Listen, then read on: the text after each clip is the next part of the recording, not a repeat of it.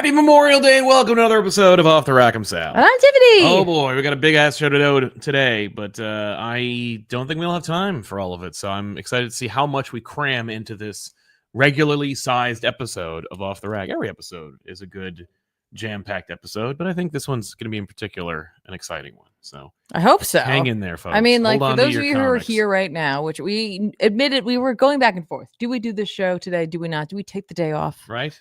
Like, hopefully so many of you are doing. No, in a good way. Like, I hope you're getting some time for yourself. It's true. If you're spending it with us, thank you. We do appreciate it. If you're watching afterwards, thanks for watching afterwards. Mm-hmm. But yeah, we realized that we were going to do it because there's too many big books coming out, or a It's couple true. of the big ones we want to talk about. Yep. And we're just going to keep it short, though. Yes. That's what we're going to do. Yes. We're gonna try so to. very little preamble. So in terms of news, there's only one bit of news that's fit to print, and it's unfortunately very sad news, but the great and indomitable writer Peter David passed away over the weekend, and it's a real tragic loss and a damn shame that we lost Peter David too young and too soon. He had already had a bevy of health problems, which were outlined in his GoFundMe, and it's just another unfortunate and all too real casualty of, comics, the industry, and its inability to care for its elder statesmen, and the healthcare industry and its inability to care for its citizens. But we will do our best to remember Peter David every time that we pick up a book, every time that we read something that we enjoy by him, and his work will live on much, much further than I'm sure even he anticipated, though, to talk to him, to know him in any way. And I didn't know him personally. I've only met him a couple times.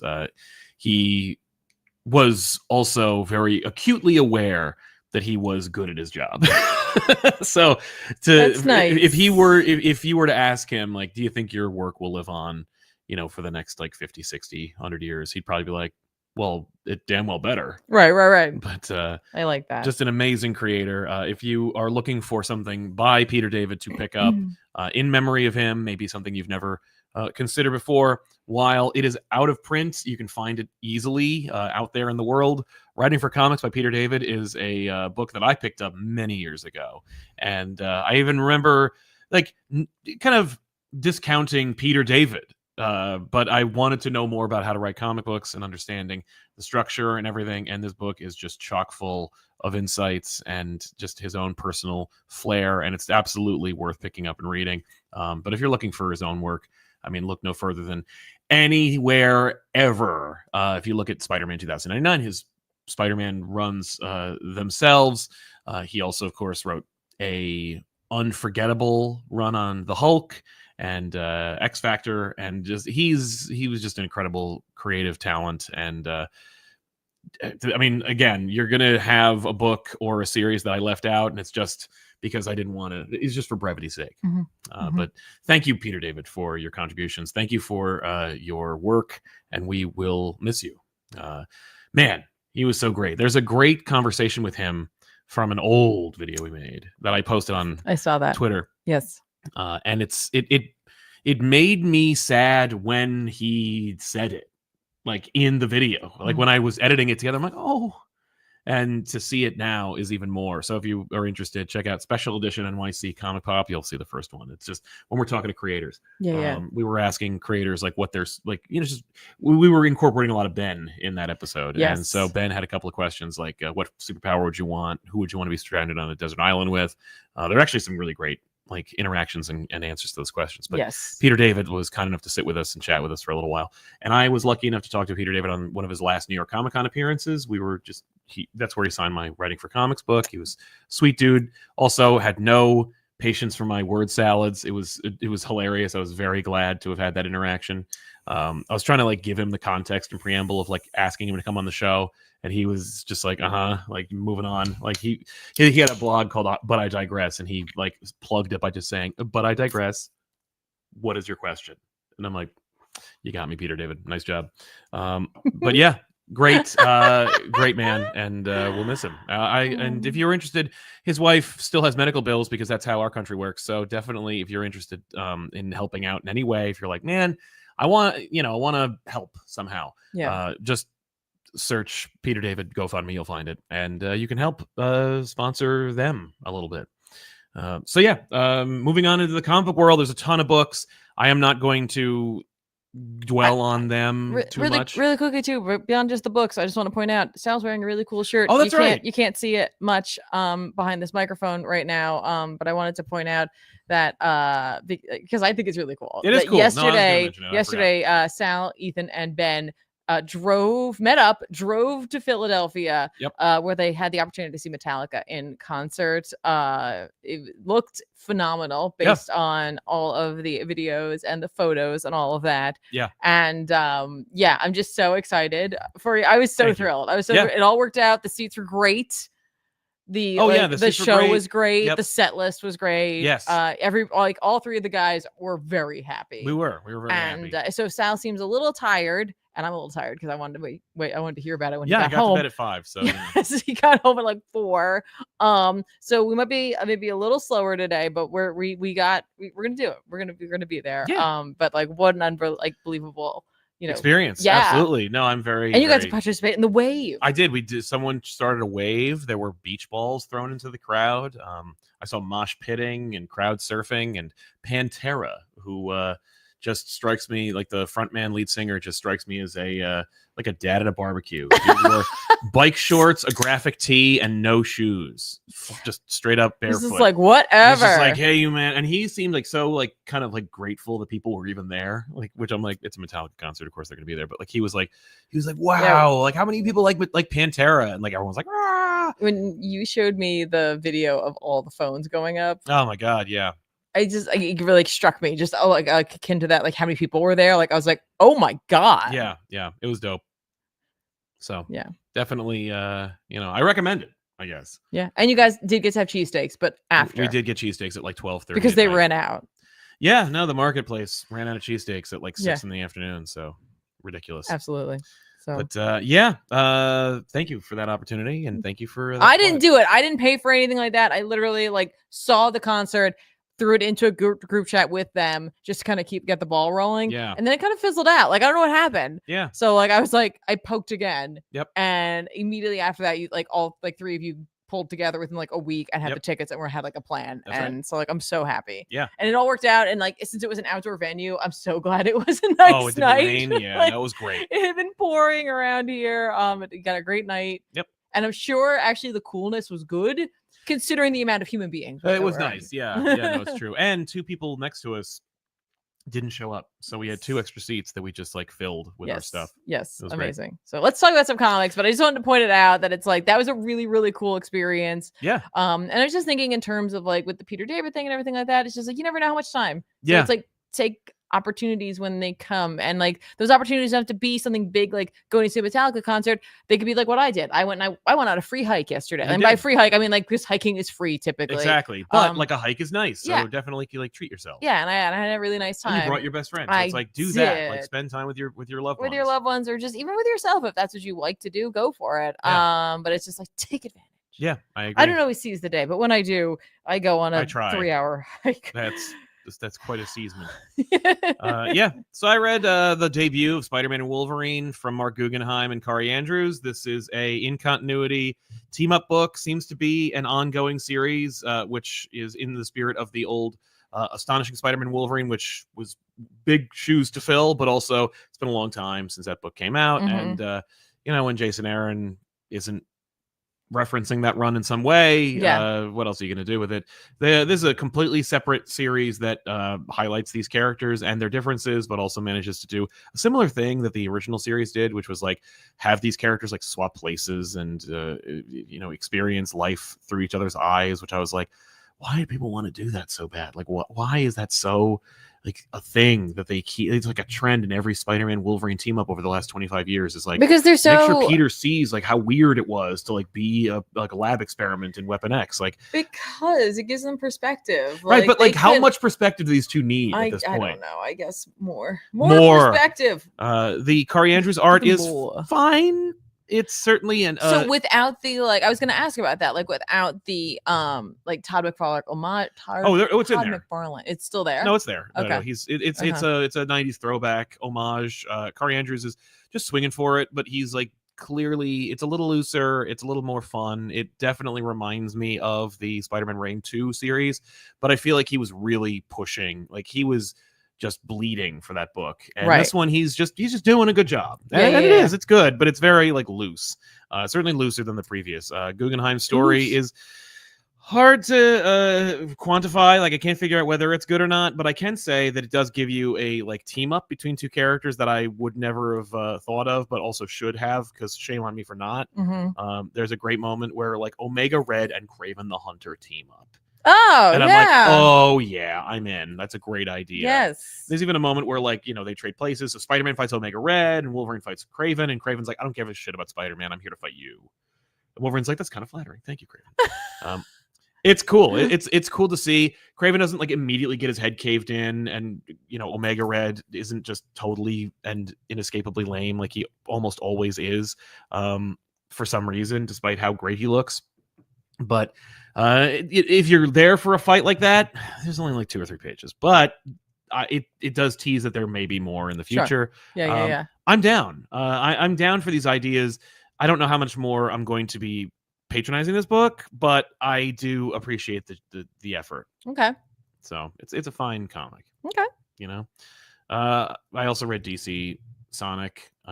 If you haven't already picked up this book, then you probably won't. No, probably never will, because it's just Sonic the Hedgehog in the DC universe. Each character that was already like standing next to the superhero who went to the Sonic universe takes on that hero's city / mission, because the heroes are missing, and Darkseid and the Sonic universe are gone / like disappeared. So you get to see, like, you know, Shadow fight the Joker and Sonic fight Reverse Flash, and then the rest. And they're fine. It's fun. It's cute. That's it. There's nothing to write home about, but like, why would you argue? Like, you know, if you're buying this book, it's like, I get it. I'm not going to begrudge anybody who's like, oh man, DC Sonic. Right. Ian Flynn and Adam Bryce Thomas are doing a fine job giving exactly what that cover promises. In this day and age, you know, how can you argue with it? That's true. Right? That's very true. Yeah. You read Zatanna. Tell us about like that. Yeah, I did read Zatanna. That is a solo book that I didn't read. Like, yeah, I don't understand. I just don't have time. Yeah, it's fair. It's fair. Zatanna number 4 came out. It's written by Jamal Campbell. It's drawn by Jamal Campbell. It's all the Jamal Campbell show, and I'm here for that 100%. Man, this issue really brought to light how much the sword's effects on Zatanna are like self-doubt. Many of us can face like that type of self-doubt. Doubt so crippling that it takes away our ability to do just about like anything. Sure. The power of story or names or words comes up, and that's just the kind of thing I'm usually looking for in a magical book. I'm not saying it's a requirement of everyone, but when that shows up, I'm like, yes, tell me more about that. Yes. Tell me more about this concept I'm very familiar with in terms of story, but love to hear about it anyway. I don't care. Love that this opens with a really brief lesson on Neburos. Oh, okay. I don't know how you want to say this. Or I guess one of those lessons wasn't how to pronounce the name. No, it was not. But of course, it's the origins of the Blue Devil suit / skin. Yes.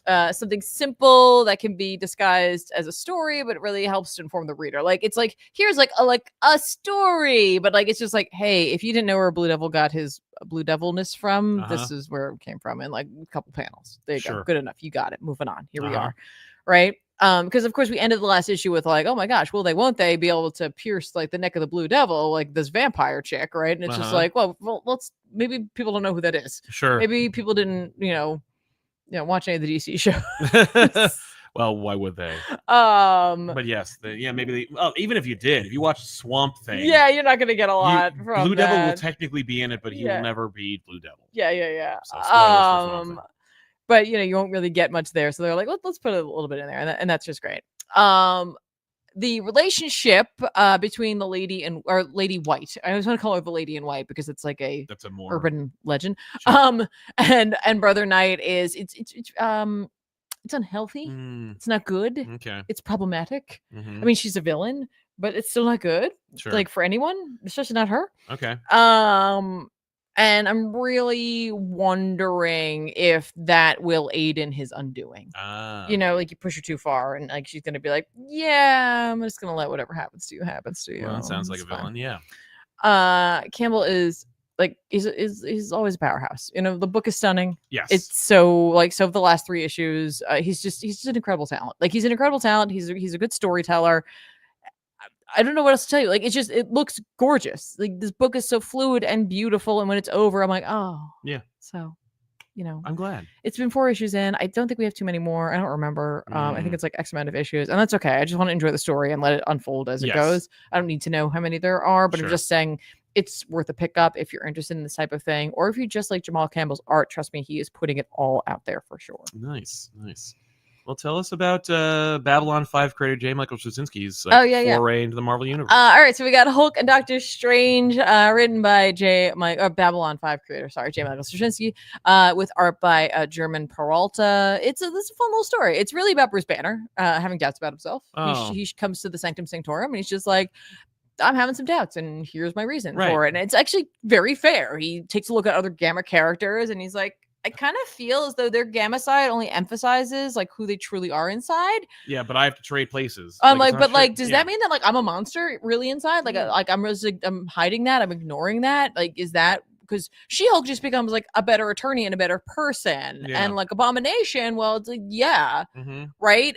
He's what about me? Yeah. What does it say about me?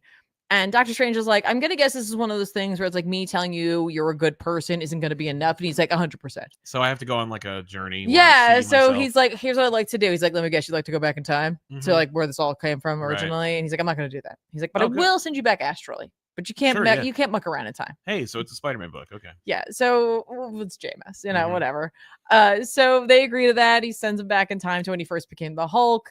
And he goes through like we watched a little bit of like, oh, this is how it all came down, and like, oh, it turns out this person blah blah blah. Right? It's nothing he didn't know except for when he gets to like the Rick Jones of it all. And like he runs out there and he's like, little did I know I was gonna be betrayed, and blah blah blah. And like as he's like watching himself and Rick like run for the like foxhole essentially, he like starts to kind of merge with himself and recognizes the fact that like he was like angry and mad because like what he's thinking is that like because he was so upset and so angry about like what was going to happen and he didn't want to die and all that stuff, that like that's what the Hulk became, right? Okay. But he realizes that he's like, yes, I was all of that, but like in like saving Rick Jones and the desire to want to keep living, he's like, I could have just let it go. I could have let that kid die too, and I didn't.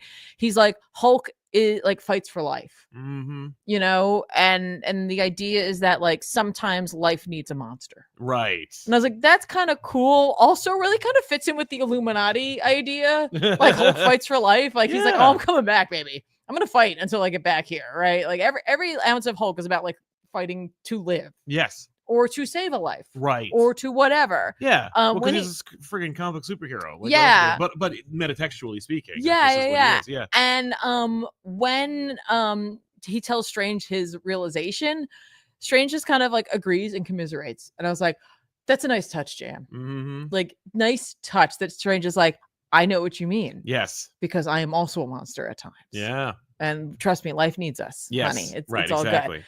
Does a really nice job. Like JMS does a really nice job with like Doc. Doc is serious. Well, JMS has always wanted to do a Doctor Strange book. And he did that awful one that you hate so much. I do. And like, but I would take him writing current continuity. Oh, version. I mean, the reality is like JMS had like a whole Doc book that was supposed to take place during like 2002 or whatever.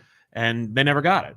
And it would have had Mordo in it, and it would have had Dormammu in it. It would have been a big, like, it would have been a big kind of like deconstruction of the character. Sure. Thankfully the Oath came instead. And I think that's right. I just would like a JMS now. Yeah.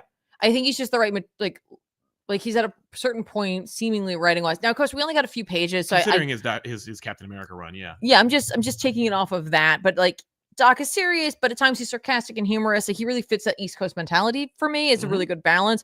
He also uses Wong because I recognize that JMS takes what he remembers and doesn't pay attention to anything else. Yes. So like you have to assume this happens at any point in time. Sure. It doesn't matter when it happens. It might not be now, especially because he doesn't look like he's wearing Asgardian, whatever the hell. No. It's not anytime, or it's in the past, or it doesn't matter. That's kind of what I would want. I would take like a JMS writing a story that could kind of be set anytime. That'd be nice. Maybe with a couple of hints here or there. Sure. I think that'd be really fun. There's also a backup. Yes. The cover threatens it. Yes. The Agatha Harkness Aunt May backup. I love that idea. By JMS with art by Natasha Bustos. Okay. This is more fun than I expected. But honestly, I didn't expect to actually read this. I just was like, whatever, who cares? The story's over. And I was like, nah, I'll just check I guess it out. I'll look at it. It's right here. And Agatha's older in this. It's not right. It's not hot Agatha. No, it's just the Agatha that JMS remembers. So that's the one we get. It's, I'm not gonna lie, this is cute. Okay. It's legitimately cute. Agatha and May and Meredith Winters join a book club. Agatha's hosting at her house. And it turns out Meredith Winters is a lot less interested in reading the Stephen King book they had to read and more about summoning Yog-Sothoth, who is part of the Eldritch being mythos, the Cthulhu mythos. Agatha immediately springs into action to fight off Meredith and the Eldritch being, which is being summoned. So it's like a big portal and stuff like that, encouraging all the other folks in her book club to flee. Of course, Aunt May is like, you can't stay by yourself. I have to stay and help, which I kind of like, because JMS is like, it's ingrained in Peter. It's not just about Uncle Ben. Aunt May's spirit lives on in Peter, and he like would do the same thing. Yes, right? Exactly. Inevitably, like she takes up a sword and starts like holding back Yog-Sothoth only by like cutting off its tentacles as it comes through the portal, while Agatha battles against Meredith, winning the day. And isn't that great? Yes. Agatha's only ask is like, or May's only ask of Agatha, because she's like, wow, I really owe you. You stay behind and like help me and save me. And she's like, just don't tell Peter. Like, he is a gentle young man and rather fragile. And I was like, that's funny. Yeah, I guess. I mean, look, it's someone did something with Aunt May. Right. Like, look, Aunt May did something. Well, JMS is the first one to do anything like exciting with Aunt May since like Bendis rebooted her in the universe. Yeah. Like May, you know, I made her in charge of Feast. Like, that's like, wow, what a brilliant idea that is. But like, before that, she was a actual character. Yeah. Thanks to JMS. You know, here she is, like, just doing her thing. Like, she's just like an older, like, you know, person who's like out on her own, doing her own thing. She's not decrepit or anything like that. Yeah. Listen, she's already capable of surviving pretty much anything, apparently, based on how she has existed throughout the Marvel universe. So, like, she might as well just get mixed up in the mystic arts in some way. Like, I'm sure Agatha could use a friend. Yeah. And or at least this version of her. Yeah, exactly. So I'm like, I am here for more like old Agatha Harkness, Aunt May becoming like a two-person coven. Put them together. Make a Golden Girls for the Marvel Universe. Right? I don't care. Just make them backups. Whatever. Just like, here's what they're doing. They went out for cocktails. And also... Yeah, and then this happened. I don't care. It's cute, it's sweet, and it's harmless. Love it. Well, by the way, I should mention that this show is sponsored by viewers like you. If you're watching the show live, you can sponsor today's show by using the Super Chats. If you ask a question or comment, read it here on the show, and it'll be part of the show forever. So we do encourage you to do that. That also goes towards the infrastructure of ComicPop and allows us to keep the riffraff out in the form of not having sponsors that don't even pay their bills anyway. So let's talk about Detective Comics number 1050. I don't remember what the hell number this is. 1097. There you go. This is the continuation of the plot that Tom Taylor has been writing since he started the story. Of course, it is written by Tom Taylor with art by Lee Garbett. Garbett does a nice job with carrying on the tradition by Mikhail Hannon, according to Tom King. Mikhail is asked to have his name pronounced properly, and I'm doing my best to try. That said, this is by Lee Garbett, so who cares? But and it looks good. It's a Batman Bullock team up, and also a kick the can down the road. Like, the Elixir plot was done, and you could feel that like Taylor's like, no, but I want that to be like the big thing that this whole my run's going to be about. Is like, but who was helping her? Is there a secret society? Can I have a court of owls? And that's like, who cares? It's very like boilerplate Batman kind of stuff. But I don't know. I liked it well enough. What's it called? The Bullock stuff is great, and there's nothing necessarily weak about any of it. It's just kind of like, I was like, oh, you want to keep that story going? You don't have to do that. You could just make up another one. He's like, no, but I did my Nightwing run. The whole thing's about Heartless. Remember Heartless? I'm like, no one likes that character. Like, no one cares. The best use of Heartless was in Kingdom Hearts. I'll have you know. Exactly. Not your Heartless. But yeah, it's fine. It's fine. It's the finest Batman that's out right now. It's the finest Batman around. Yeah. Fine. It's the okayest Batman book you can read. That's not true. Well, yeah, I guess the okayest, because it's not the finest, because the finest would be Dark Patterns. Yes, that is the finest. Capital F. Continuing on our Batman solo issues that Tiffany didn't read. Wonder Woman 21 is also a book that I read. This is, of course, written by Tom King. Called out. Yeah, that's fine. With art by Guillaume March. This is the part 2 of a second part whodunit story. Somebody killed Ares. Why? Batman, I feel like he was asking for it. Well, he was. Yes, that's true. Wonder Woman solves the mystery while Batman recovers in a healing house on Themyscira, or in Olympus. I don't remember if it's in Olympus or Themyscira. Either way, Batman gets struck by a lightning bolt and taken out of commission, and then offers himself up as a sacrifice. If Wonder Woman can't solve the mystery within a particular amount of time, Batman will be sacrificed to Zeus. So Wonder Woman solves the mystery, and that's it. It's a 2-part murder mystery with Wonder Woman and Batman. There's some nice moments about like Steve Trevor and Batman having spoken more than 2 words between the 2 of those characters. We never see that, but Batman refers to it. A lot of 9-panel grids in this issue. I remember somebody complaining about it, and it's funny because I don't think about the 9-panel grid when it comes to Tom King anymore. I'm like, maybe it's just I take it for granted, but I was like, I was very aware of it in this issue. I was like, oh yeah, wow, there's a lot of 9 panels in this one. But good stuff. Well written overall. I enjoyed it, and I think March did a nice job, conveying the story. We also are like setting things up. It's not just a filler issue or 2. It is also kind of like setting up like where Wonder Woman is at this point. She's mad. She's going through the stages of grief, obviously. So now she's going through anger, and it's like, oh, okay. Yes, I think it's good stuff. Fair. Yeah. If you don't like this run, you might like the last 2 issues, 20 and 21. That's where I would say you should check that out. Totally fair. I wanted to say, I had this thought, because it's like, I know that JMS didn't love the undoing of the marriage. Yeah. Wouldn't it be hilarious? Because I was like, out of all the people who could find out about the deal, who would immediately find a way to undo it, it would be Aunt May. I would love that idea. Yeah. And I'm like, wait a minute. If JMS is like, Agatha Harkness and Aunt May are friends. Yeah. Oh my God. And Harkness is like, oh, you have like a thing over you. Something's going on here. Yeah. And then like peel it back, and she's like, oh my God. You're not even supposed to be here, right? Yeah, you're not supposed to be here. Aunt May would be so. All right. Oh yeah. I have to go talk to my boy. You're a walking corpse. And also your nephew made a deal with the freaking devil. Yeah. We read The Flash, or Absolute Flash, that Heck is. yeah, we did. And this is, of course, by Jeff Lemire with art by Nick Robles. Yes, continuing the Absolute team. Flash number 3. Absolute Flash number 3. We meet Absolute Grodd, and we see Wally kind of like accept his fate that has bombarded him. Yes. And it's great.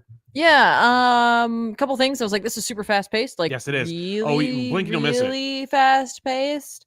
When I was over, I questioned how much story I'd gotten, but I realized it was like the typical page count. Yes, I also was like, goes so quickly, and I can't tell if that's just because we're using larger panels or there isn't enough story. I can't tell if this is decompression or intentional as of right now. Yeah, I mean, there is something genius about a Flash book reading. I know, that's what I'm having a hard time with. I think it's just going to depend on how things kind of wrap up with this arc, at least the first one. It did feel like the ending was a little, forgive the parlance, but rushed. Yeah. Like Wally is not in a place, I think, to be wearing a Flash costume. Yeah, I want to talk about that. There's a couple of things I do want to mention too, where I was just like really liked some of the horror show that was Wally's death in this. Barry's death. Yes, Barry's death. Yeah. Me switching both of these names, it's totally fun. Wally dealing with Barry's death, total horror show. Yes. Like that, the idea of him dragging him to death and it following him and him just being, I have to get away from this. I was like, oh. Yeah. If you hadn't been like such a coward, Barry wouldn't be dead. Or something. Yeah. Or at least that's seemingly could be an implication thereof. Yes. Wally has a lot of guilt, which he gets over by the last issue. 100%. But I also liked that section though, because I thought Lemire does a really great job, because he's done some horror stuff, describing what's happening, having, you know, Wally talk about it, and then Robles really coming up to match like the pace there. Yeah. The visual aesthetic of this book is phenomenal. It's so Robles good. Is really the look is really and great. very distinct and very much its own thing. Like this feels like it only feels like Absolute Flash. 100%. It's really funny too because I knew that it was. We talked about it last time as Grodd in issue 2 at the end. Yeah, they were like, "Oh, Ultimate Grodd or Absolute Grodd," but like this being a green monkey, boy. Talk about the power of color association. Oh my God. Because my brain was like, "Hey, Beast Boy!" Yeah, I'm like, stop. No, well, yeah. I mean, Grodd isn't green. So his name's on the page. Just get over it, brain. Yeah. I didn't keep getting it mixed up, but I was definitely like, it looks like Beast Boy. Yeah, I do like the fact that we have like this really like cute moments between these two characters, like as they recognize that they're very similar. And, that was really funny, and have like some like interesting like connections there. But it's also just kind of a nice take on a classic Flash villain rogue. You know what I mean? You kind of know how their relationship typically goes, but to see this, it's like, this is great. They have commonality, but also keeps the door open for complete betrayal at some point by someone. That was great. What you were talking about at the end, where he's like, "And now I've got the Flash outfit on." I don't really know if this feels like there's a real turn for this character. No. Like, I'm like, did you shake the bones out first? Yeah. Okay. So I can't tell like if it's just like they need to get him in the costume. Like I get it, we all want to see that, but I don't know if he actually earned that change of heart at this point. Didn't. But I 1000% like could not help but also think about the fact that like, how did he get hit? I mean, it must have been very fast getting that costume off the skeleton, but like it just seems like it'd be very difficult. Right, you killed him. There's like a lot of my men, like, yes, emotionally, mentally speaking, but I mean physically difficult. There's like a lot of little bones. Like, is he like, do you just make him dust? Like, what was that like? I don't know why that struck me so much, but it really did. Yeah. I mean, it's still a good book, and I do look forward to reading more. Yes, the fourth issue will give us a real indication about. Like, I think so. The Flash story is compelling, and the art really takes us to the next level. It's just, we'll see. I agree. Yeah, I read Ultimates number 12. Nice. This is like everyone's favorite Ultimate book, except for you and me. And it is written by Dennis Camp with art by Juan Figueri. One of the things that struck me that I think has been a criticism of the book, if such a thing exists apparently online, is that Figueri, while he is a fine artist and does a nice job with like panel composition, scene layout and stuff, everybody looks like they're about 12 or 13 years old. And it was very distracting. I don't know why it hasn't been for the last few issues, but this in particular, this issue, I was like, why does everyone look like a baby? Like everyone just has really, really youthful faces and the same face. But I was like, that's weird. I don't know why I'm like so drawn to that issue. There's a big, crazy reveal in this, and actually two, if you count the last page reveal, of course, which everyone does. We see that the Ultimates, during their traumatic loss against the Hulks, actually they died. Actually, they all died and they were all killed. Originally, it was, I think, the implication was that Iron Lad died.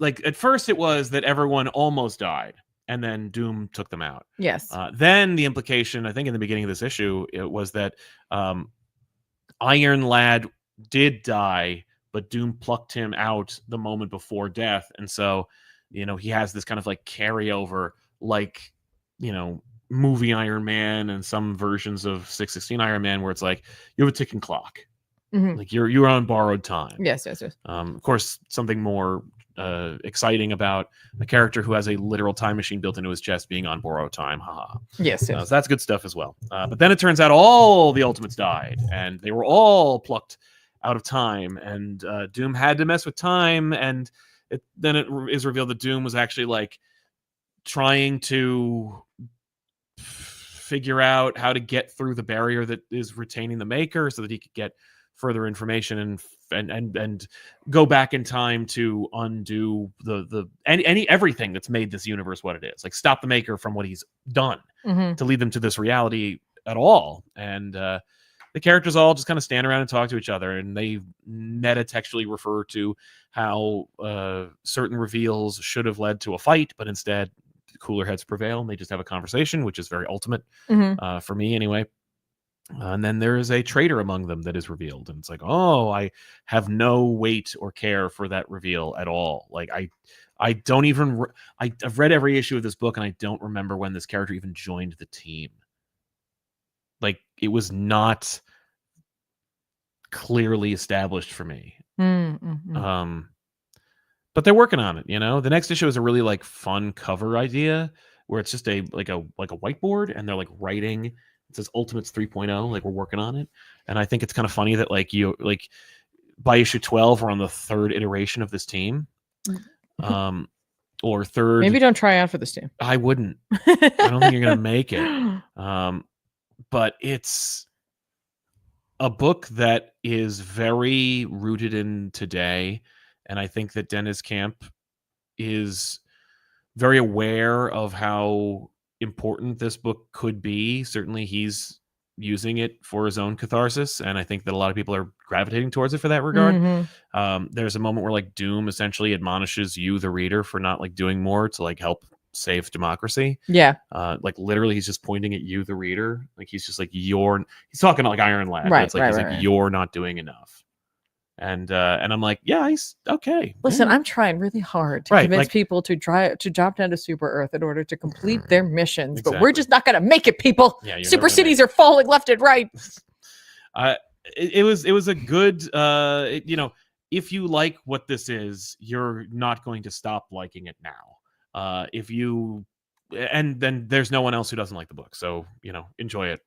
Great stuff all around. Fantastic work. Dennis Camp is a genius. Amazing. By the way, one of our chatters are they're from the UK, but they're in New York City this week. Oh wow. Well, have a great time, man. Enjoy the pizza. Yes, enjoy the pizza if you can. Some people, the gluten-free thing, but listen, they've taken care of it for sure. Get some pizza. We read New Gods. Oh, okay. I was gonna, let's do it. You already announced it. I was gonna go with Moon Knight, but no, you know what? Do Moon Knight really quick. Yeah, just let's go Moon Knight. Let's go Moon Knight. Let's go Moon Knight. This is Moon Knight, Fist of Khonshu number 8, written by Jed MacKay, with art by I think I got that right, Devmalya Pramanik. Yes. Man, a clever, smart Moon Knight is a great Moon Knight. Mm-hmm. Let's just call it what it is. We've seen Moon Knight being an idiot in the recent issues. So after getting his butt handed to him a couple of issues ago, and having to come back to Khonshu moment, you might call it, or come to Khonshu moment. Yeah, Mark is back to being smart about how to take down Fairchild. He's kind of given up the idea that it's just like, I'll just race in there and he's like, we saw that in the last issue, but we're seeing it proceed in this issue as well. This time he's going to face down Carver, who's a character Jed MacKay. I mean, they're all characters. Oh yeah, Jed MacKay came up. They're all his characters, or the characters that he remembers. Exactly. It's Fairchild's right hand person who has a big sword, and they want to like cut down everybody at all times. But she has a soul hungry sword essentially. Mm-hmm. So it's a sword that seeks out death wants more and more and more. This is Zatanna. She's got my back. I would not advise being killed by her. Her sword sucks the souls out of its enemies. Now we got our own version of that in the Marvel universe. I'm sure there's plenty of other ones, but this one is ours right now. Yeah, because Illyana has a soul sword itself. Yeah, this is a little different. We get a little backstory on this sword. Listen, this story opens up with a let's go back. Oh, great. Like we see there's Moon Knight and he's dead. Oh no, he got stabbed. How do we get here? Let's go back. But it's really fun to find out how he got into the situation at the start of the issue, seemingly dead and trapped by the spirit of Jinnar. Jinnar is the name of the sword. Which has been forged out by a shamed dwarf. Cool. In one of the other 9 realms. Sure. Who used it first while it was like molten hot to slay a dragon. Mm-hmm. Thus, the sword took on the properties of a dragon, which is to hoard. It's like, instead of treasure, I hoard souls. Cool. And so Moon Knight faces down a big dragon. So the spirit looks like a dragon within the sword, which is admittedly really great looking. It looks amazing. I'm sorry. It just looks good. It just looks really, really good. Yeah. But as we all know, this is a smart Mark. So this is all part of Mark's plan. Carver is indebted to the sword because a number of years ago she was in Vanaheim. as a member of some sort of Roxxon like special forces style team. Okay, yeah. Up against impossible odds, and Jannar called out, revealed itself to her, and beckoned her to take up arms. It saves her, but in the end, she has to fulfill a bargain where it's like, you got to keep killing. Yeah. And like, we're tethered together, and otherwise, ugh. Okay. Fairchild promised to break that curse, but he can't. Mm-hmm. But he said he would, right? He can't actually do that, but he's like, yeah. So Moon Knight found a way.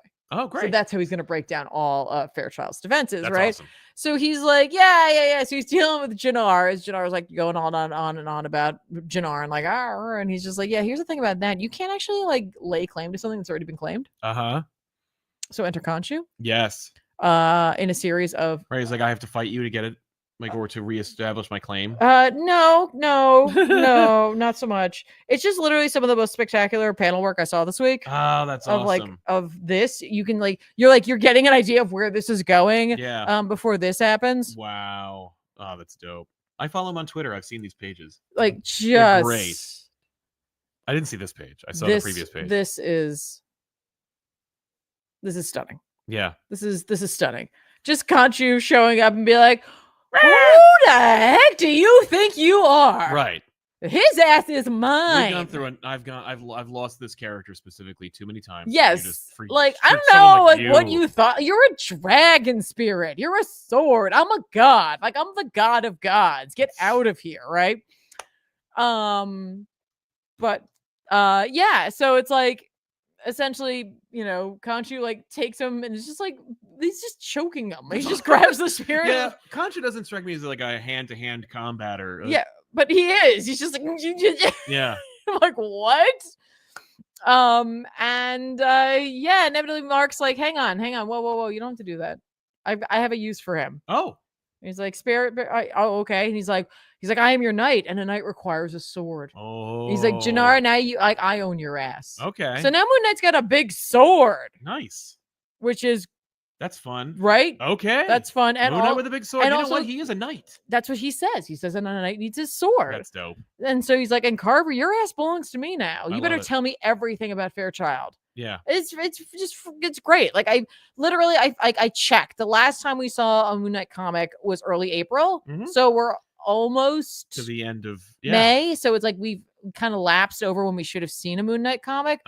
But it's been a minute. But like, damn, this issue was fire. Like, you came back with this great issue, so I'm like, whatever. I don't even care. Yeah. Like McKay and Pramanik. Yes. Pramanik. Okay. Were locked in. Like, they were like, everything was just like, it's just whoop, there it is, exactly as it should have been. Yeah, you can show off that one. This? Yeah. Oh, okay. I probably should just pull these panels sometimes. Like, look at that. Oh, look at this. That's dope. Gorgeous. Yep. Gorgeous. Yeah, like the comic was tight. It's smart. It's fun. It's joyous. And by that, I don't mean like the content is particularly uplifting, but the energy that comes out of these pages is obvious. It's like it comes from joy. Yeah. That's where like it originates from. It comes from the joy of the creator, like the creation by the members of the team. Like, just great stuff. Totally. 10 out of 10. Well, we also read New Gods. Speaking of 10 out of 10s, and this is by Ram V with continuing art. No, hang on, I have it. It's not by who you think it is. No, it's not just. It's Ram V with Felipe Andrade for the race and Evan Kagel for the arrival. Yes. So it's like couple, like there's like two stories going on, but it's all the same story in this issue. Yeah, exactly. We're really focusing on the passing of Light Ray and the kind of like development of the Black Racer and how that relates to Ram V's complete reimagining of the New Gods. Yes. Lore and concepts, and also Superman's in it sometimes.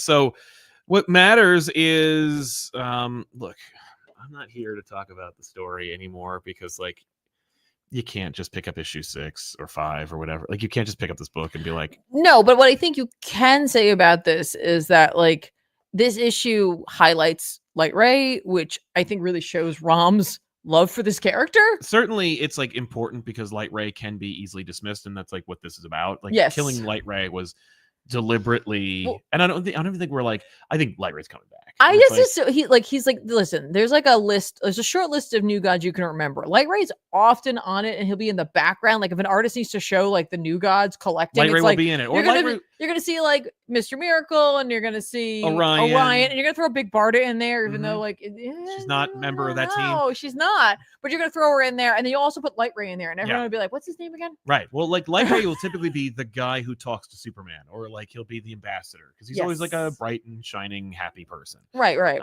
God or whatever. But yeah.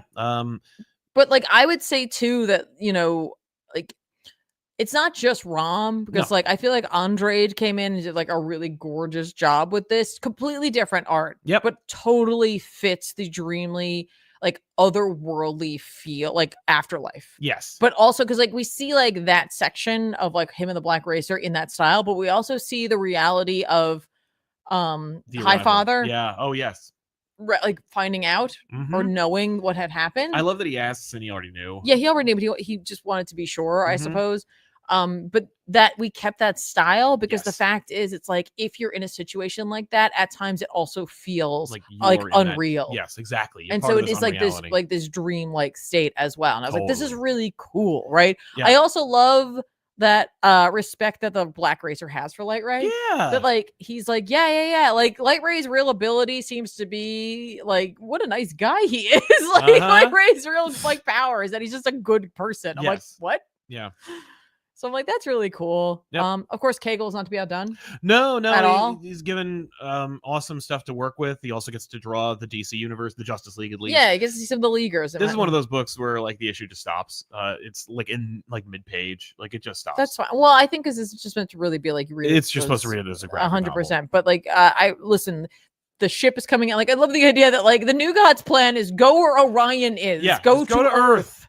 I love the idea of the New Gods like kind of using Earth as an escape.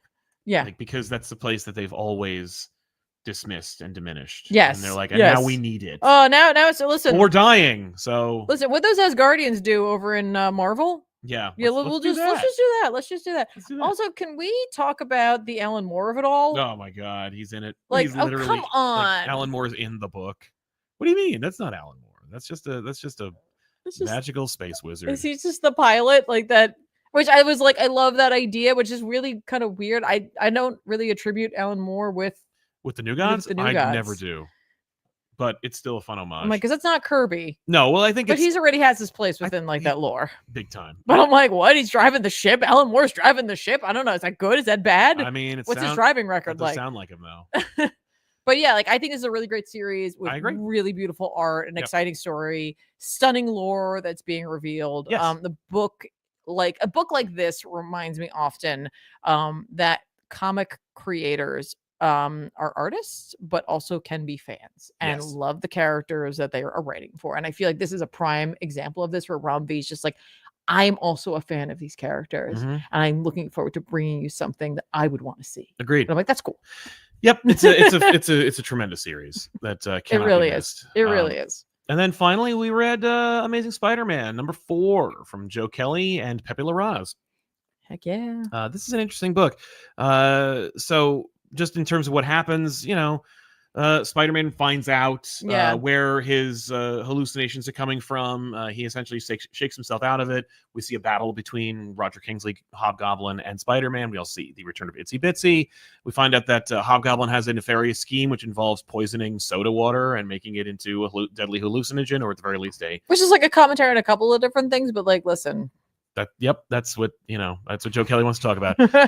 But that's not like the standout, even though it's like, oh my God, finally Hobgoblin and Spider-Man are gonna fight. Like, this is great. It is great. It looks great. But Spider-Man is addled, and we see his deep not fears, but more like his insecurities and regrets. And they are on full display in full glorious pages. And that's what the star is of the book, is these flashbacks / hallucinations that Spider-Man's going through. It's very interesting. This is a weird series that has a very like strong elicits a strong reaction to the audience at large, and it also is indicative of a looming problem that we have within comic books, fandom, and YouTube. And it's a point that I wanted to make early on because I wanted to challenge the audience, and not you folks at home necessarily. You're the good ones. You're definitely here, to have a measured and reasonable discourse about comic books and to hear about, our opinions and so forth. But like, watch me say something nice about Amazing Spider-Man, and you will see that this is one of the lowest viewed episodes of the month. That's just how things okay. work. Admittedly, it's hard to tell because it is a holiday as well. And yes. I did just literally watch the view counter go down by 2. Yep. 2. So I think that's kind of funny. That sucks. Yeah. This is a great issue, and it highlights the strengths of Joe Kelly. And as a writer and as like, what you'd expect, this is what I would come to expect. I read that like nonstop Spider-Man book from Joe Kelly and I hated it. Like, and I wanted to like it. Botchalo, Joe Kelly. I was like, well, Joe Kelly's a brilliant writer and I'm going to be on board. And I couldn't get through it. It was horrible. Like, it just, the Botchalo art was like so self-indulgent, and it was just like, I'm using like newspapers. I'm just like, no, I can't. And Kelly's work was like, I was like, I don't know if you know anything about this character, Joe. Like, I don't get this at all. So I was worried that, like, just like Mark Waid is a great writer, but like, don't get Peter. Just doesn't. Yeah. And everyone's going to say, like, what about Family Business? Family Business is an original graphic novel where Mark Waid has to create an entirely new character in order to get an entry point to Spider-Man. Like, doesn't just tell a story about Peter, has to invent Teresa, which, like her or leave her, is just like another big piece of furniture in the room. But Joe Kelly, like, when you come to expect Joe Kelly to jump on a book, it's like, I was hoping for something emotionally biting. And if you're going to get a Spider-Man book, if you like Spider-Man, you read a month to month, you're there for that. You're here to find out that, like, if you were to find out that Robbie Robertson had cancer, you'd be freaking sad. That's what a Spider-Man book is. And Joe Kelly understands that. And this main series is that. Like, at least for the last 4 issues. Yeah. But also, effing Pepe Larraz is drawing it, so it looks great every single time. Yes. I mean, yes. Like, how, like, what a perfect storm. You have a writer who gives a crap and an artist who is like who's definitely working above their income. Right. And I struggled because I saw some criticism of the book, and it's a microcosm. I'm sure that it's not by and large, and as we've pointed out, the true readership of the book never watch a single YouTube video about it. Like, they go to the store, they buy the book, they read the book, they put the book in a box. That's the end of it. They don't care about the discourse. They're reading it. They made Zeb Wells' run the #1 book every single week it came out. So if you want to talk about like how bad the book does, it ain't. So, okay, I got a couple of things I wanted to say about the book too, but I also wanted to mention something I asked you about the other day. Yeah, that's true. We were walking in our town, and I was walking around and I was like, because you had mentioned this, the idea that, like, the thing that people complained about was like the people he saw, right? And it's just like, okay, and we could talk about that, but he has a vision of like people that he let down, and like yeah. And yeah, people were complaining where it was like, why did you pick those characters? Right. How could you have forgotten such and such? Right. It's, and like, you see that with anything. If you make a list, it's like, here are my favorite foods. Like, how could you forget this one? You forgot hamburgers. Right. And it's just like, okay, well, that's where we're at, like, right now. Yes. As a society. As a society. But not everybody. It's just that's where we are. But I was like, you know what? I was like, if you're not happy, if you're a Spider-Man fan, and I'm not saying all fans, because no, I think there are plenty of people out there who are just happy to have a book, or people who like it, or like well, who actually are like, who can sit down and have like a conversation with like I like this, but like I'm gonna be a little critical of this, and that doesn't mean like I love or like or hate or whatever. Like, it's just I can have a conversation about it. But there's like a microcosm of them, or a larger cosm, I don't know, of fans, where I was like, I wanted to be like, okay, what is the one idea you could all agree is the story they should do? Yeah. That isn't just the same thing that's been done. What's the next thing? Yeah. And it has to be something everyone agrees on. Yeah. Because that's what I'm saying. But is it's not a story. Right. It's just like it is the drawing and quartering of Paul. But like, oh, well, but that's not a story. That's not a story. But I mean, like, think about that. Like, the fact is, it's like, there's 1,000 different Batman stories and there's 1,000 different Spider-Man stories because there's a whole bunch of different creators out there who all had a different idea, and everybody has a favorite one of this. And while, yes, oftentimes if something is good enough, even if you don't love it, you understand it and you respect it, right? And it becomes something where it's just like, that's what makes something this sort of like evergreen. There's a must-read type thing where it's just like, no, this did a very fundamental thing, right? But it's like, at the end of the day, if you go to a museum and you look at art on the walls, you're going to go like, I really like this because it speaks to me. Yep. It speaks to me. And I mean, I can't even tell you why, but it speaks to me. And maybe your friend goes like, well, we have very similar tastes. We like the same foods and we like the same video games, and, we wear similar clothes, but I really like that painting. Right. And you're like, but I don't like that painting. Yeah. Because it doesn't matter. You know why it doesn't matter? Because it's all about your attachment to it. Right. And you cannot like the other artwork, but you can let that artwork exist. Absolutely. Because it existing, how does that hurt you? Okay. Now, I want to talk about the book too, really quickly, because it's like we could just talk about that, but I wanted to talk about the fact that it's like, this story is really fun. Yeah. And the action's top tier, and it seems like the problem is a perfect street level issue for Spider-Man to have to deal with. And the fact is, like, I have no bearing, like, or ability to really critique or talk about the overall story for a Spider-Man book, because, like, I'm not the Spider-Man expert. But you're reading it. But what I can talk with authority and confidence on, in terms of Spider-Man and Joe Kelly being on it, is the fact that I understand Joe Kelly's work from a very personal space. Yes. And so when I tell you that the heart of the story is the fact that Joe Kelly understands grief, guilt, and in many ways a person processes them, I need you to believe me that, like, I know this for a fact. Yeah. And what we get the opportunity to see here is Peter dealing with these things. And Peter will always have to deal with these things. And if you're going to get Joe Kelly, it's much like with Tom King.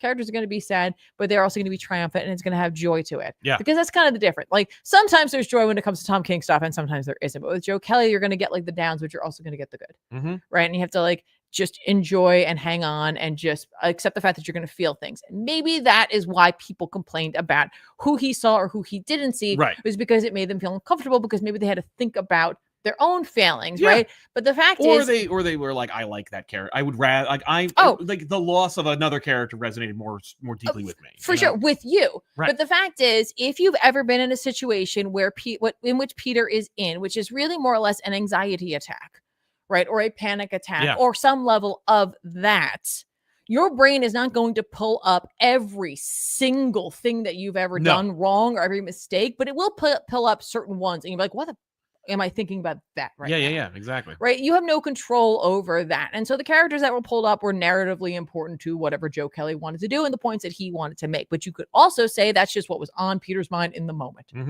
Right? Where it's just like, in another version, if he had another anxiety attack, maybe it would have been something else. Maybe it would have been like, oh my gosh, that one time that, like, I stood up in front of a bunch of people and I said something really stupid and I can't let that go. Or like, oh, I really hurt that person by saying something. Right. It's just like, you don't know when that's happening, what your brain's going to go to make you feel even worse. Where it's just like, hi. Yeah. Hi. You thought you were going to get away with it? You thought you were going to do okay? Right. Now, here's something. I don't know. You can't even figure out why we're thinking about it right now, but here it is. Exactly. That's right. Do you feel bad? Well, how about this one too? Well, that's not even connected. Yeah, I know. Yeah. Right. So that being said, we get through all of that, which was gorgeous and phenomenal. Yes. But you were right. Sal was like, because I had not been reading this book, he's like, you got to read this issue. He's like, that conversation between him and Aunt May, it's gonna wreck you. Yeah. And it did. It brought me to tears. Exactly. That conversation brought me to tears. The moment she says that he can't rewrite his history, by the way, I'm like, is that a is that a critique? We're talking about the book, like we're talking about the character, we're talking about the audience reacting to it. Yeah. Or are we talking about you made a deal, you rewrote history? Well, yeah, that's true. Like it's ironic Aunt May saying that. Yeah, it is. There is an irony there, but it really just hit hard. Yeah. Like that really, really hit hard. That like she like, okay, so that, like, for me was a brilliant moment, because before that, earlier in the issue, we saw like seemingly this memory of him walking in and hearing Uncle Ben saying like, can we even raise Peter? Like, are we? And clearly what you're seeing is Ben's doubt about his own failings. His own failings, but you're also watching three people who are also dealing with their grief. Yes. Right? Like, Peter lost his parents. Ben lost his brother. Right. Yeah. You know what I mean? Like, he lost someone too. And so you're watching this family trying to find their legs. Yeah. right? So it's like you have that, and then you have Peter being mad that Ben and May are his parents. Yes. Right. And the fact that he's afraid that they're going to leave him. And you realize that like they just are all trying to make this work and they're trying to figure it out. And it's just a mess. Like it's just messy because that's what life is. Life is messy.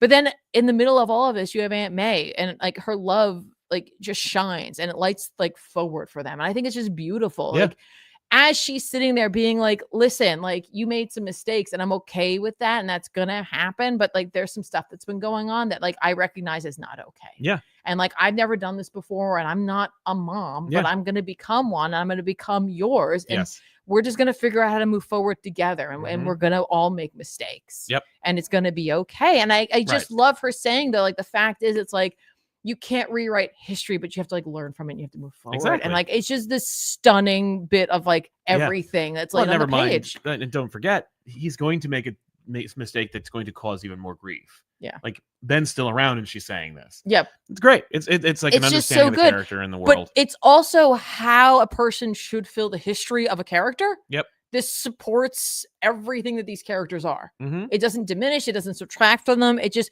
creates new conflict and gives us something new, but completely fits with who they are. Exactly. And Larraz is just like, oh yeah, no, don't lose him. Like, he's incredible. Like his action is just like glorious, and he has like these gorgeous shadows he puts in all of his work. It just feels like just this next level. But the quiet moments, they're just they're everything. Yeah, it's a really good book despite its editorial. But like I feel like what you see in this book has nothing to do with editorial. No, right now it doesn't. Like these issues, and I do. But they will take credit for it. Oh, I'm sure that they will, but I think I'm sure Kelly is respectful of his editors, but he's also Joe Kelly, and Joe Kelly hasn't just been writing comic books; he writes a lot of other things. So he's a very like confident, professional creator, and I have absolute faith that he's like, I understand, and I'm glad you're here to catch some grammar and to maybe like give a little like here or there. But like this feels to me like this is Joe Kelly's story. Yeah, definitely. And that's what I wanted to see when it came to Eighth Deaths. But I understand we need to put our energy here. And I'm actually really excited about the energy I am seeing here. Yeah. But yeah, like I understand that people focused on the characters he spoke to, but I hope that at some point when they take a chance and hopefully go back and look at this again, they understand that the who he spoke to isn't important, except for the part where he talks to Aunt May. Right. You're like, what we needed there was for Peter to get to that point. Exactly.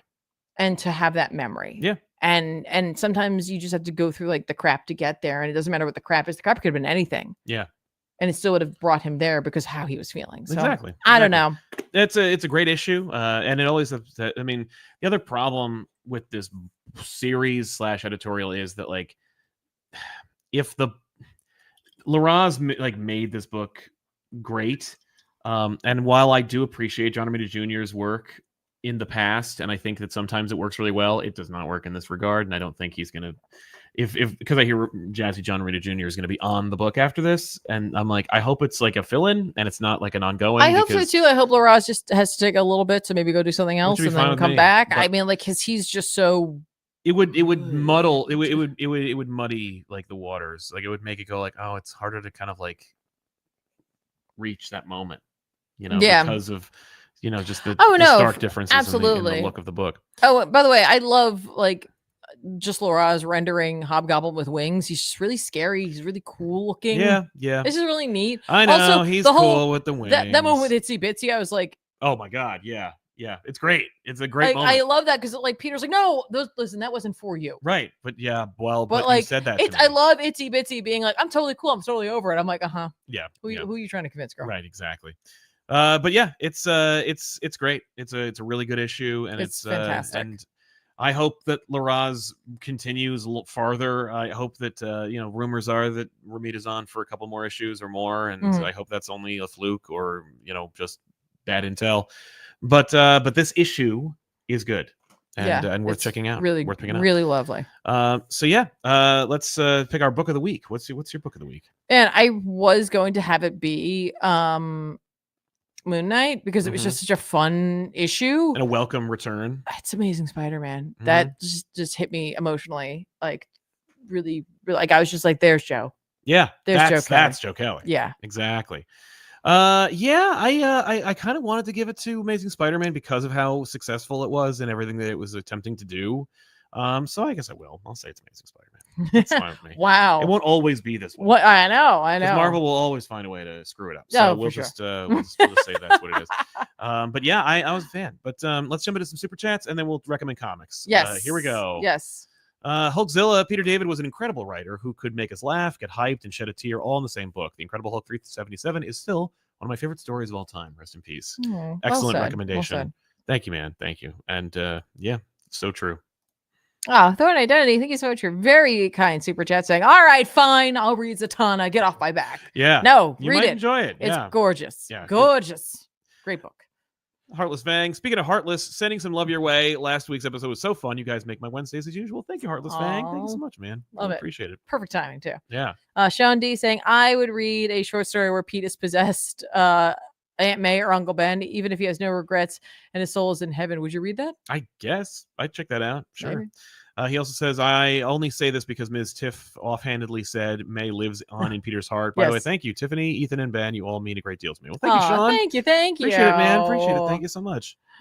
Z-Berm saying, I think Dan Slott has got a good grasp of Superman since it's his first time out writing him in main continuity. Sorry to give your nemesis credit, Sal. He is not my nemesis. I don't even know him personally. We've met a couple times. You're his nemesis. Nice. Oh, yeah, that's true. Yeah. I would have to be his because I couldn't care less. Yeah, you're like, what? But I won't be reading his book. So, Okay.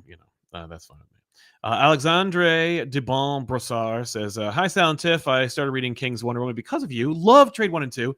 My best friend, not so much. Just got number 3. Thank you. More Venom back issues, please. I've been wanting to do another Venom back issues for a while, and I hope to return to Eddie and company very soon. There's no plan, but I will hopefully soon. I did get a new trade that collects a couple of those No, we've been working out the summer plans for back issues, so we've got some work to do. That's true. For sure. Yeah.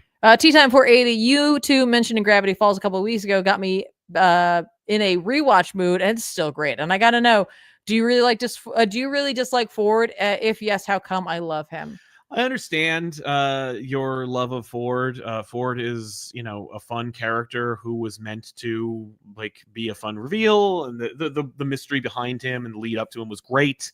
I don't dislike Ford.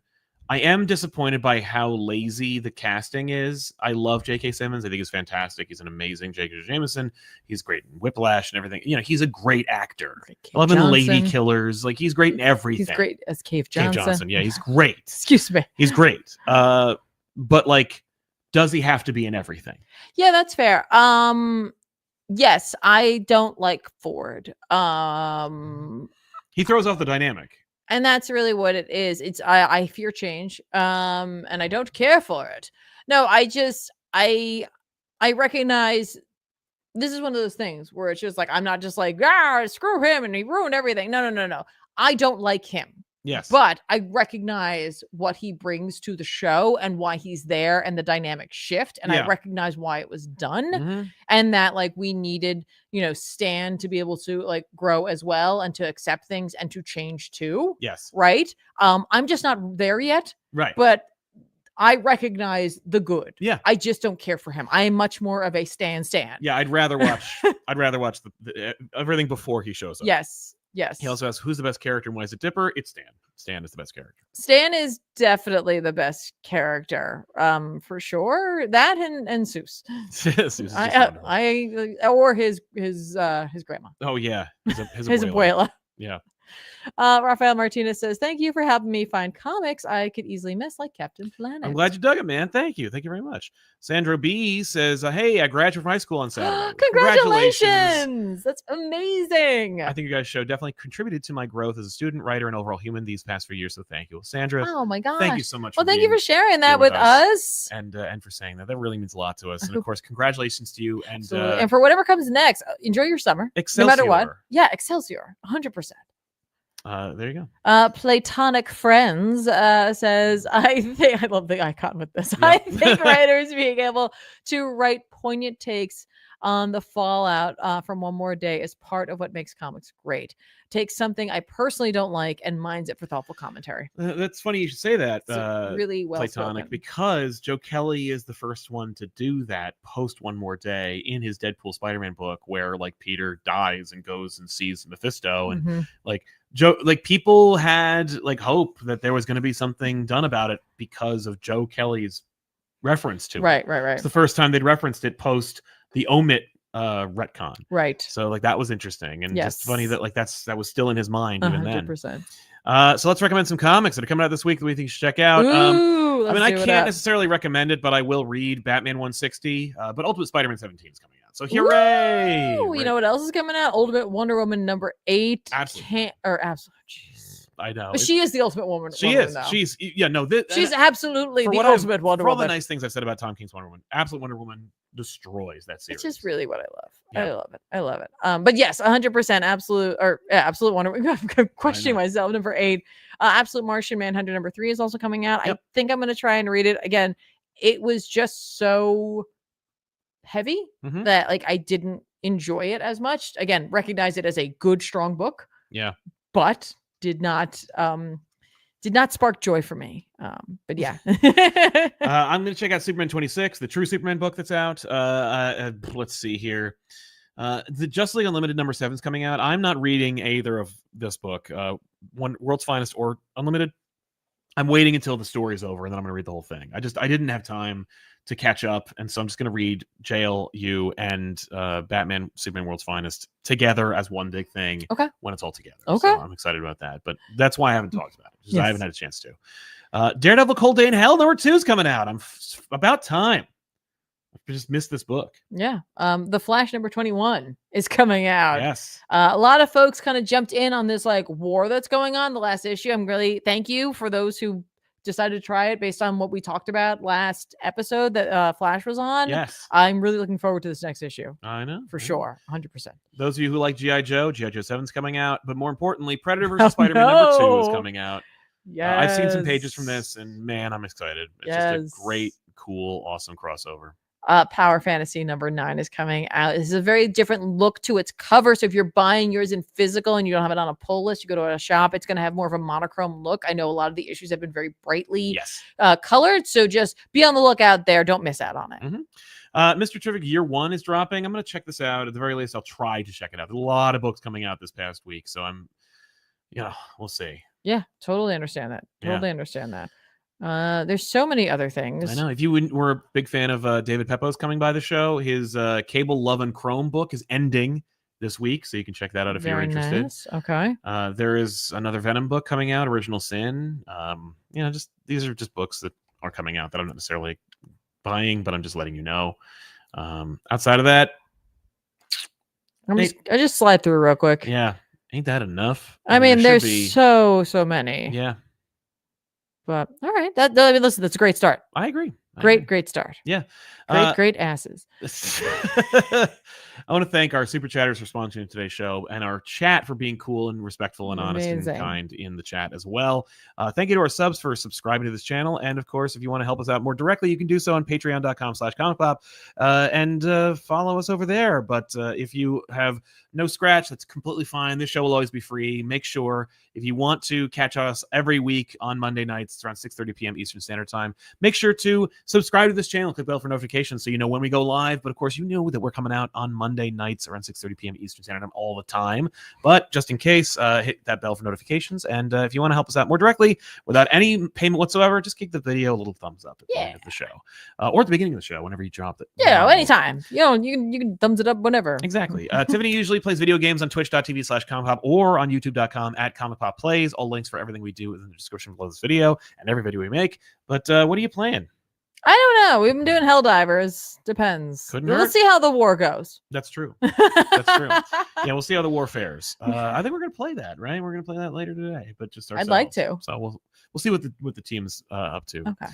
I mean, you and I could just do it. That's true. Yeah. Yeah. And I want to just send an apology to our patrons. Hey, if you're interested in helping us out, patreon.com/comicpop. Normally there is a early access portion of the show where you get to watch the latest or the next episode of Back Issues a week early, but we had to blow through our buffer because I got sick last week. I want to say it was a full week of me being sick, and I just didn't get a chance to shoot a extra episode. So we need to double up again. Yeah. But right now I am editing this week's episode of Back Issues, so that episode will probably be done, I don't know, Wednesday morning. So it'll be out by like 1 p.m. Oh, yeah, today's Monday. Yep, that's right. So there's just no time. So I'm going to try to power through and get it done because it's a 2.5 hour long episode. And a big one. So you guys would be excited to see it because if you were interested in Ultimate Spider-Man and our thoughts on, or the guys' thoughts on at least the first volume, well, strap in because it's going to be big. But I got to get that done. And because it's still, while Tiffany is a huge, massive influence and help and support for this channel, she has her own job. So for the most part, it's just me like cutting everything together. Yeah. So I got to get to work. But apologies to those of you who do directly support us. We do appreciate it. And I know it's a huge perk. It's one of the few. We're just going to have to wait. No, I'm sorry. I'll try to make it. So we'll have to do something else. I'll have to come up with something else. But otherwise, thanks for being here. And we'll see you guys next time on another episode. I'm Sal. I'm Tiffany. Bye. Bye.